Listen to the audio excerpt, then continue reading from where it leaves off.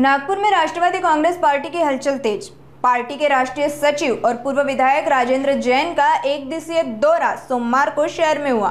इस दौरान कई अहम बैठकें और नियुक्ति कार्यक्रम संपन्न हुए। सोमवार 8 सितंबर को राष्ट्रवादी कांग्रेस पार्टी के राष्ट्रीय सचिव और नागपुर शहर के निरीक्षक राजेंद्र जैन नागपुर के दौरे पर पहुंचे।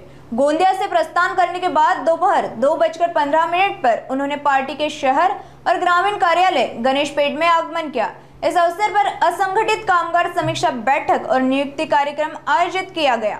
साथ ही अल्पसंख्यक विभाग की कार्यकारिणी का गठन और नियुक्ति प्रक्रिया पूरी की गई। नवनियुक्त शहराध्यक्ष अनिल अहिरकर की अध्यक्षता में और निरीक्षक राजेंद्र जैन के मार्गदर्शन में नई कार्यकारिणी के गठन को लेकर अहम निर्णय और चर्चा की गई। दौरे के अंत में उत्तर नागपुर के प्रभाग क्रमांक 4 में पदाधिकारी और कार्यकर्ता मेलावा आयोजित किया गया। इस दौरान निरीक्षक राजेंद्र जैन और शहराध्यक्ष अनिल अहिरकर का भव्य सत्कार भी किया गया। राजनीतिक संगठनात्मक स्तर पर हुई इन बैठकों को पार्टी के विस्तार और मजबूती की दिशा में अहम माना जा रहा है। नागपुर के इस दौरे के बाद कार्यकर्ताओं में नया उत्साह देखने को मिल रहा है। आज नागपूर जिल्हा राष्ट्रवादी काँग्रेस पार्टी ग्रामीणची आमची कार्यकारिणीची बैठक आहे आणि या बैठकीला राजेंद्र जैन साहेब उपस्थित राहणार आहेत। येणारी जिल्हा परिषद, पंचायत समिती, नगर परिषद, नगर पंचायत या निवडणुकीच्या माध्यमातून पदाधिकाऱ्यांशी चर्चा व इतर काही कामं पदाधिकाऱ्यांचे जे काही पेंडिंग असतील त्याविषयी निरीक्षक माननीय राजेंद्र जैन चर्चा करतील।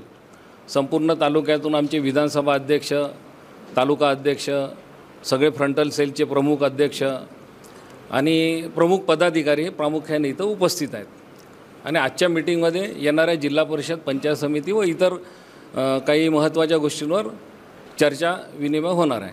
फक्त निवडणुकीसंबंधीच आजची आमची बैठक आहे, कारण की सर्व पक्ष, इतर आमचे मित्रपक्ष कामाला लागलेले आहेत, त्यामुळे आम्हालाही कामाला निवडणुकीच्या माध्यमातून लागणं जरुरी आहे। म्हणून आम्ही आज पदाधिकाऱ्यांना सर्वांना बोलवलं आणि नक्कीच चांगला निर्णय घेऊन आम्ही ताकदीनं मैदानात उतरू।